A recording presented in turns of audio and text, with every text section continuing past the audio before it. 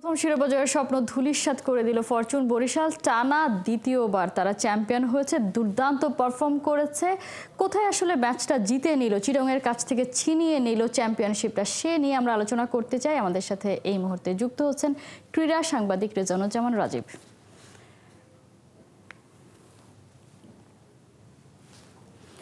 রেজানুজ্জামান রাজীব, শুভ সকাল, স্বাগত একাত্তরের খেলা যোগে। আপনার সাথে আমার কথা হচ্ছিল প্লে অফের ঠিক আগে, খুব সম্ভবত যে মোটামুটি আমরা নিশ্চিত ছিলাম একটা স্পট নিয়ে ঝামেলা ছিল, কিন্তু যদি এখন আমরা ওভারঅল আলোচনা করি, যেমন বরিশাল তো আসলে আমরা শুরুর আগে থেকেই বলছিলাম যে এমন তারা দল, এমন প্রিপারেশন নিয়ে এসছে, তারাই চ্যাম্পিয়ন হবে।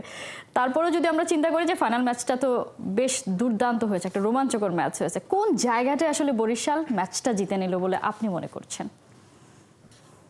প্রথমত হলো যে বরিশালের অভিজ্ঞতা, সব মিলে একটা সময় মনে হচ্ছিল সেই অভিজ্ঞতাটাই আসলে কাল হলো কিনা। যদি আপনি বলেন মুশফিক, মাহমুদুল্লাহ, তামিম, কাইল মায়ার্স, মানে সবার, মোহাম্মদ নবী, সবার বয়স এত বেশি যে ফিল্ডিং এ আমরা একটু স্ট্রাগল করতে দেখছিলাম। আমার কাছে মনে হচ্ছিল একটা সময় যে এই অভিজ্ঞতাটা না কাল হলো, কিন্তু শেষ পর্যন্ত সেই অভিজ্ঞতাতেই আসলে তারা ম্যাচটা জিতে নিয়েছে।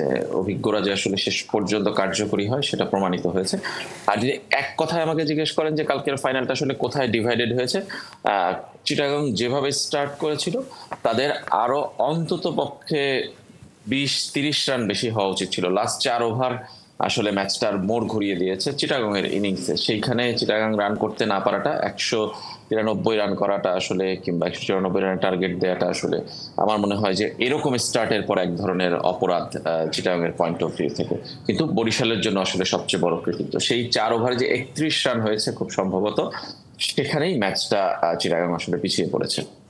নিঃসন্দেহে আপনি আসলে যেটা বলছিলেন যে আমরা সবসময় আসলে শুনতে পাই যে ম্যাচ হারার পরে যে 20 রানের একটা শর্টেজ ছিল, সেই জন্যই প্রতিপক্ষ আসলে যারা জেতে তারা আসলে জিতে নিয়েছে।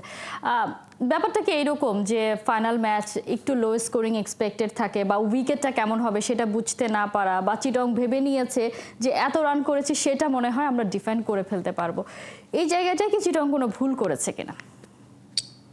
খুব মনে হয় না আমার কাছে। কারণ চিটাগাং টস হেরে বাধ্য হয়ে ব্যাট করতে নেমেছিল। তাদের দারুণ শুরু ছিল। এরকম শুরুর পরে নর্মালি যদি হয় যে ফাইনালে প্রেশার থাকে, আপনি ঠিকই বলেছেন, দর্শকদের প্রেশার, এবং চিটাগাংয়ের জন্য সেটা আরো প্রেশার। কালকের গ্যালারি যদি দেখেন, যে বরিশালের সমর্থকই সবচেয়ে বেশি, পুরো গ্যালারি প্রায় বেশিরভাগ অংশই লাল ছিল। সেই জায়গায় যদি বলেন প্রেশার ছিল, কিন্তু এরকম একটা স্টার্ট পাওয়ার পর মানে আমার কাছে মনে হয় না যে আসলে আর কোনো ব্যাখ্যা হতে পারে যে এই রান কম হওয়ার। সেখানে আমার কাছে মনে হয় যে তাদেরই ব্যর্থতা, চিটাগাং এর ব্যর্থতা। তবে চিটাগাংকে আসলেই কৃতিত্ব দিতে হবে যে ফাইনালটা আসলে এরকম হবে, এটাও তো আসলে অনেকে ভাবেনি।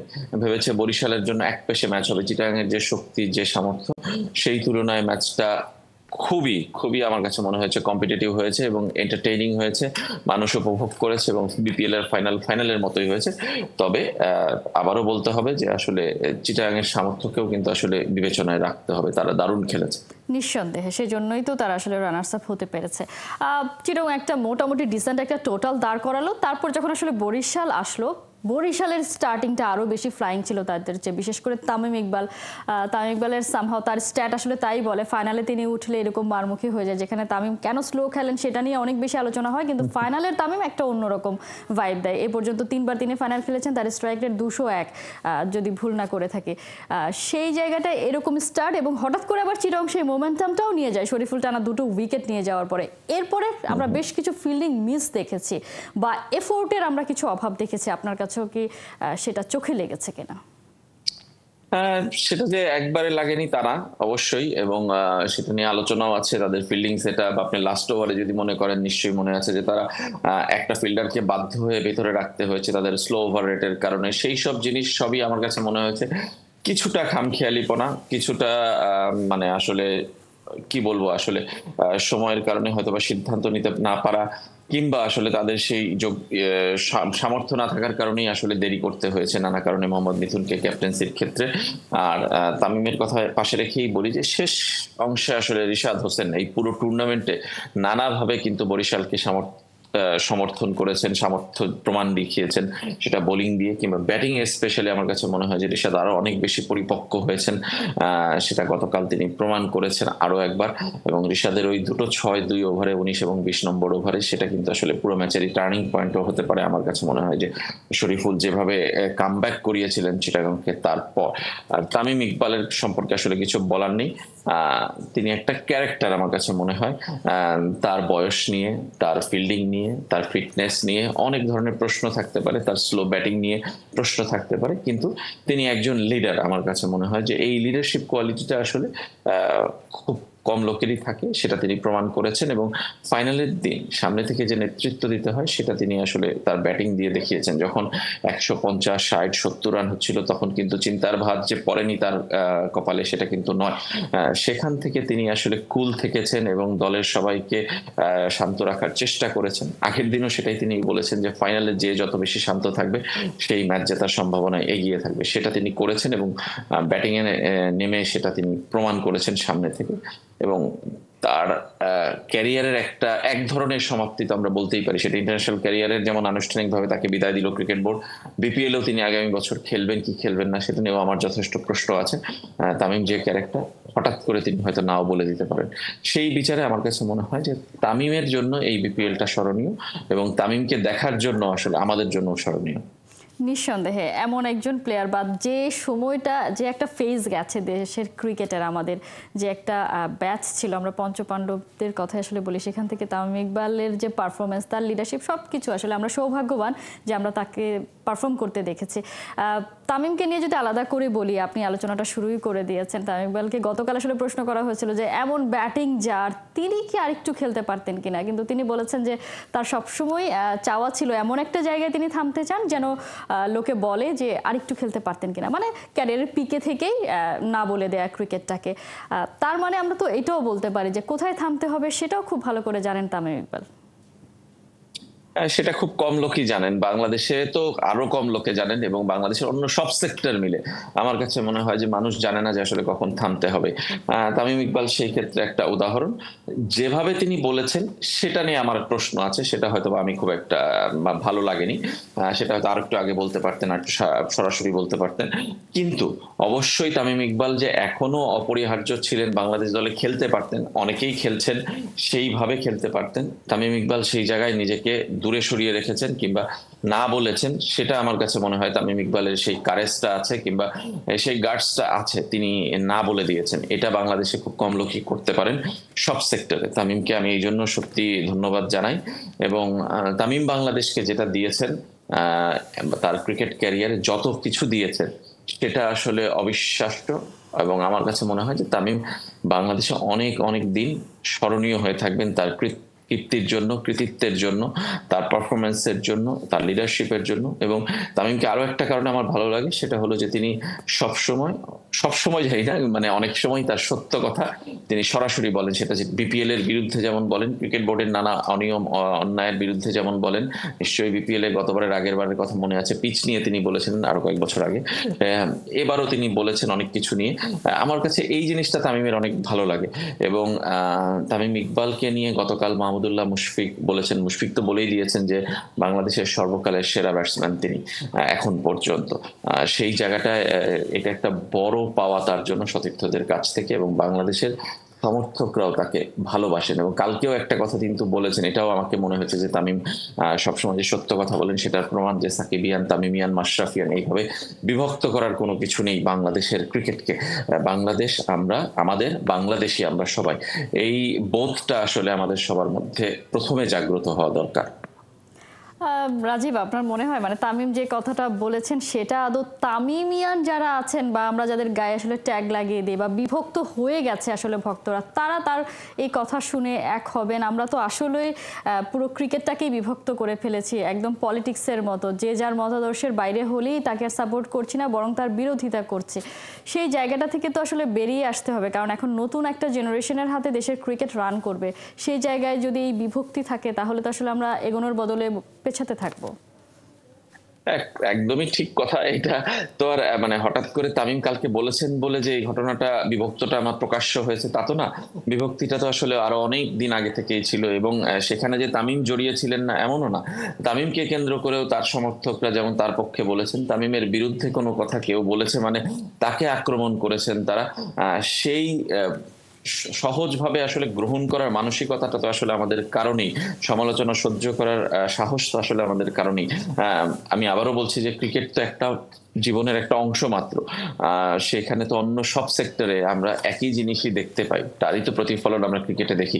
রাজনীতি বলেন কিংবা অন্য খেলা বলেন কিংবা অন্য যে কোনো সেক্টরে এই একই ধরনের বিভক্তি আমরা দেখতে পাই। ক্রিকেট তার বাইরে নয়, সেটার প্রমাণই কিন্তু আছে। এবং তামিম কালকে বলেছেন বলেও আবার বলছি যে প্রথম কিন্তু এমনটা সামনে আসেনি, এর আগেও এসেছে। হয়তোবা এখন, হয়তোবা আমি আবারও বলছি এটা আমার বিশ্বাস না, বাংলাদেশে বিভক্তি দূর হওয়া খুব সহজ নয়, কিন্তু হয়তোবা তামিম ডাক দিয়েছেন বলে কথাটার সূত্রপাত হলো, তামিমরা চলে যাচ্ছেন বলে একটা অধ্যায়ের সমাপ্তি হলো, নতুন যারা আসছেন তাদের নিয়ে এরকম বিভক্তি তৈরি হবে না কিংবা এরকম ক্ল্যাশ তৈরি হবে না। বাংলাদেশের বর্তমান অধিনায়ক নাজমুল হোসেন শান্তর কথা যদি বলেন, তার বক্তব্যগুলোও কিন্তু আমার কাছে খুব এনকারেজিং লাগে। তিনিও খুব সামনে থেকে নেতৃত্ব দেওয়ার চেষ্টা করেন, কথা বলার চেষ্টা করেন এমন কিছু যেটা আসলে সবাইকে এক করে, পুরো দলকে এক করে, দলের মধ্যে বিভক্তি দূর হতে সাহায্য করে। বাংলাদেশের ড্রেসিং রুম নিয়ে অনেক কথা এর আগেও হয়েছে, কিন্তু সাম্প্রতিক সময়ে নাজমুল হোসেন শান্তর অধীনে কিন্তু আমার মনে হয় যে সেই আলোচনাটা একটু হলেও কমেছে। সেটা আমার জন্য একটু হলেও, আমাদের জন্য একটু হলেও উৎসাহ ব্যঞ্জক যে আমরা মনে করি যে তেমন আর বিভক্তি হবে না, এবং সমর্থকদের এটা বড় দায়িত্ব যে এই বিভক্তিকে আসলে উস্কে না দেয়া, এবং ক্রিকেটারদেরও আরো দায়িত্ব সেই বিভক্তিকে এগিয়ে না নেওয়া। তারা যেন আসলে নিজেরা এখন, এবং তারা নিজেরা এক থাকলে কিন্তু এই বিভক্তির সুযোগ কেউ পায় না। ক্রিকেটাররা যদি সেই সুযোগ না দেন, আমার মনে হয় না সমর্থকদের বিভক্তি এক্স্যাক্টলি, খুব বেশি সবচেয়ে বৃহৎ বড় আকারে ধারণ করবে। দায়িত্বটা আসলে ক্রিকেটারদেরকেই পালন করতে হবে। তাদের এমন কোনো কিছু যেন সামনে না চলে আসে যার জন্য আসলে বিভক্ত হতে বাধ্য হয় সমর্থকরা, সেই জিনিসটা যেন আমরা আসলে না দেখতে পাই। ছোট্ট করে আমরা একটু বিপিএল এর প্রাপ্তি নিয়ে আলোচনা করতে চাই। কি পেলাম? আমরা তো বিপিএল আয়োজন করি দেশের ক্রিকেটকে আরো বেশি সমৃদ্ধ করার জন্য, নতুন তারকা খোঁজার জন্য। পেলাম কিনা? তানজিদ তামিম হয়েছেন এমার্জিং ক্রিকেটার, যিনি অলরেডি 26টা বিপিএল ম্যাচ খেলে ফেলেছেন। তার মানে কি আমরা ধরে নিব আমরা এমার্জিং ক্রিকেটার খুঁজে পাইনি? নতুন ক্রিকেটার যদি বলেন খুঁজে পাইনি, সেটা বলতেই পারি। বিপিএল এ আসলে এটাও আসলে বিপিএল এর আপনাকে ভাবতে হবে যে বিপিএল আসলে কি নতুন ক্রিকেটার তৈরি প্ল্যাটফর্ম তৈরি করছে? বিপিএল এ আসলে কয়জন নতুন ক্রিকেটার খেলেন, এইটাও প্রশ্ন আপনাকে রাখতে হবে। কারণ হলো যে আপনি বিপিএল এর প্লেয়ার্স ড্রাফট যদি দেখেন, এ বি সি ক্যাটাগরির যে প্লেয়ারদের তালিকা করা হয়, সেখানে 90%-এর উপরে আমার ধারণা প্লেয়ার যারা ঘরোয়া ক্রিকেটে প্রতিষ্ঠিত ক্রিকেটার, তারাই খেলেন। তারাই ড্রাফটে সুযোগ পান, তারাই আসলে দল পান, তারাই আসলে 11-এ সুযোগ পান, খেলেন, পারফর্মও করেন। সেই ক্ষেত্রে আপনি আসলে নতুন ক্রিকেটার পাবেন কোথায়? সেই প্রশ্নটা তো আগে আপনাকে করতে হবে যে তাহলে আপনি ইমার্জিং ক্রিকেটার তানজিদ তামিম হবেন, না পারভেজ হোসেন ইমন হবেন, নাকি অন্য কেউ হবেন? এরাই তো হবেন আসলে, কারণ এরা ছাড়া আসলে একদম নতুন যারা বিপিএল কে প্ল্যাটফর্ম হিসেবে বেছে নিয়ে প্রতিষ্ঠা পান এমন ক্রিকেটারের সংখ্যা খুব কম। একটা সময় আইপিএল আপনার নিশ্চয়ই মনে আছে, কিংবা বিপিএলও হয়তোবা, যে ইয়াং ক্রিকেটার যারা একদমই নতুন তাদেরকে স্কোয়াডে রাখার বাধ্যবাধকতা ছিল। সেইটা যদি থাকতো তাহলে হয়তো আপনি এই আলোচনাটা করতে পারতেন। অবশ্যই তানজিদ তামিমের ইমার্জিং ক্রিকেটার হওয়াটা অবাক করেছে অন্য সবার মতো আমাকেও, কিন্তু বিপরীতে এই প্রশ্নটাও তো আপনাকে করতে হবে যে কারা হবেন ইমার্জিং ক্রিকেটার? যারা একদম নতুন, যারা উঠে আসছেন, তারাই তো। তারা কি, তাদের কি খেলার মঞ্চ তৈরি আসলে বিপিএল এ? সেইটা বিতর্ক আছে। দলগুলো কি আসলে সেই সাহস করবে এরকম নতুন প্লেয়ার খেলানোর? তারা এত টাকা বিনিয়োগ করে দল করে চ্যাম্পিয়ন হওয়ার জন্য কিংবা ফাইনালে খেলার জন্য, সেরা চারে থাকার জন্য। সেই জায়গাটায় কিন্তু প্রশ্নটা থাকবে। এবারের বিপিএলটা আসলে কেমন হলো, আপনি সেই প্রশ্ন রেখেছেন। আমি বিপিএলটা কেমন হলো সেটা নিয়ে দুটো ভাগে ভাগ করতে চাই। এবারের বিপিএল নিয়ে অনেক কথা হয়েছে, প্রতিবারই বিপিএল নিয়ে আসলে অনেক কথা হয়, এবং আমরা এই বিপিএল শেষ হওয়ার 1 মাসের মধ্যে এগুলো সব ভুলে যাই। নতুন বিপিএল এর জন্য আবার 6 মাস একদম চিরনিদ্রায় শায়িত হই, আবার 6 মাস পর থেকে নতুন করে শুরু করি। সেটা সবাই, প্লেয়ার বলি, টিম বলি, ক্রিকেট বোর্ড বলি, সবাই এই 6 মাসটা আসলে খুব দূরে চলে যায় বিপিএল থেকে। কিন্তু সেটা আসলে উচিত না। আপনি আইপিএল এর ফ্র্যাঞ্চাইজির কথা বলেন, আইপিএল এর সাথে আমাদের তুলনা হয়, টাকায় না হোক, পুরো কাঠামোতে না হোক, কিন্তু তুলনা তো হয় টুর্নামেন্ট নিয়ে। আইপিএল এর প্রতিটা দলই সারা বছর কিছু না কিছু অ্যাক্টিভিটি করে, তারা দলটাকে জাগিয়ে রাখে, ওই শহরটাকে জাগিয়ে রাখে, ওই প্রদেশটাকে জাগিয়ে রাখে, কিন্তু বাংলাদেশে আমরা তার কিচ্ছু দেখতে পাই না। সেই জায়গাটায় আমরা অনেক অনেক পিছিয়ে। আমার মনে হয় যে এই 6 মাসের বিরতিটা আসলে কাটানো উচিত সবারই। এবং বিপিএল এর এবারের আসরের মাধ্যমে কিন্তু দলগুলোর সাথে ক্রিকেট বোর্ডের চুক্তি শেষ। ফরচুন বরিশাল টানা 2বার চ্যাম্পিয়ন হয়েছে, তারা জানে না যে আগামীবার আসলে তারা দল পাবে কিনা। আমরা জানি না যে ফরচুন বরিশাল আগামী বছর খেলবে কিনা, খেলতে পারবে কিনা, খেলতে চায় কিনা। সেই জায়গাটায় ঘাটতি আছে। রাজশাহী দলটা আসলে কে নিবে, সেটা কি আমরা আগামী বিপিএল এর প্লেয়ার্স ড্রাফটের 1 মাস আগে থেকে আলোচনা শুরু করব? আমরা কি জানি যে ঢাকা ক্যাপিটালস থাকবে কিনা আগামীবার? এই সব প্রশ্ন কিন্তু আছে। কেন বাংলাদেশের 6টা 7টা দল বিপিএল এ ফ্র্যাঞ্চাইজি চালাতে চায় না, এই প্রশ্নের উত্তর কি আমরা কখনো খুঁজতে চেয়েছি? আমরা কি কখনো চেয়েছি যে একটা দল 12 কোটি টাকা খরচ করে 2 কোটি টাকা রিটার্ন করে 10 কোটি টাকার এই ক্ষতি কত বছর কিভাবে পোষাবে? সেই জায়গায় একটা বিজনেস মডেল কি আমরা দাঁড় করাতে চেষ্টা করেছি বিপিএল এর জন্য? এই অনেকগুলো প্রশ্ন আমার আছে। বিপিএল শেষ হয়ে যাওয়া মানেই এই প্রশ্নগুলোর উত্তর খোঁজার বাকি। সঙ্গে তো এবারের বিপিএল এর স্পট ফিক্সিং, পাতানো খেলা, কিংবা আপনার যদি বলি যে অভিযোগগুলো আছে পারিশ্রমিক না দেওয়ার, অনেক কমিটি হয়েছে ক্রিকেট বোর্ডের এবং সরকারের পক্ষ থেকে মন্ত্রণালয়, সেই কমিটিগুলোর উত্তর খোঁজারও শুরু সেই কেবল। তদন্ত বিপিএল শেষ হয়েছে, কমিটির রেজাল্ট আসলে দিবে কিনা, কারণ আমাদের কালচারে তো ওই জিনিসটাও নাই। কমিটি হয়, সেই কমিটি আসলে কোনো প্রতিবেদন দেয় না, হারিয়ে যায়, ভুলে যায়। যেটা আপনি বলছিলেন, চিরনিদ্রা শায়িত হব, শায়িত হওয়ার চরম সুযোগ আছে, কারণ সামনে চ্যাম্পিয়ন্স ট্রফি, আমরা বিপিএলকে ভুলে যাব একেবারে। মনে রাখার আসলে আমাদের কোনো সুযোগ নেই, অনেক ব্যস্ততার মধ্যে আমাদের দিন কাটবে। তারপরেও প্রত্যাশার জায়গাটায় আমরা বলতে চাই জন্ম যে নিয়েছে। একেবারে বিপিএল শেষ হয়েছে, অনেকগুলো প্রশ্ন আছে, এগুলোর উত্তর যদি ক্রিকেট বোর্ড খুঁজতে চায়, তাহলেই আমার মনে হয় যে বিপিএল সফল না ব্যর্থ সেটার আলোচনায় যাওয়া যাবে। একটা টুর্নামেন্ট মানুষকে জাগিয়ে রেখেছে, এত মানুষ দর্শক খেলা দেখেছে। নিশ্চয়ই, কালকে তো রেকর্ড পরিমাণ দর্শক মাঠে আসছিল, তাদেরকে আসলে সে প্রতিদানটাও দিতে হবে, তারা সেটা ডিজার্ভ করে। সেটা আসলে করবে কিনা সে নিয়ে নিশ্চয়ই আমরা আলোচনা করবো। রাজীব, অসংখ্য ধন্যবাদ এতক্ষণ আমাদেরকে সময় দেওয়ার জন্য। দর্শক, আমরা বিপিএল নিয়ে আলোচনা করছিলাম, আমাদের সাথে এই আলোচনায় এতক্ষণ যুক্ত ছিলেন ক্রীড়া সাংবাদিক রেজাউনুজ্জামান রাজীব।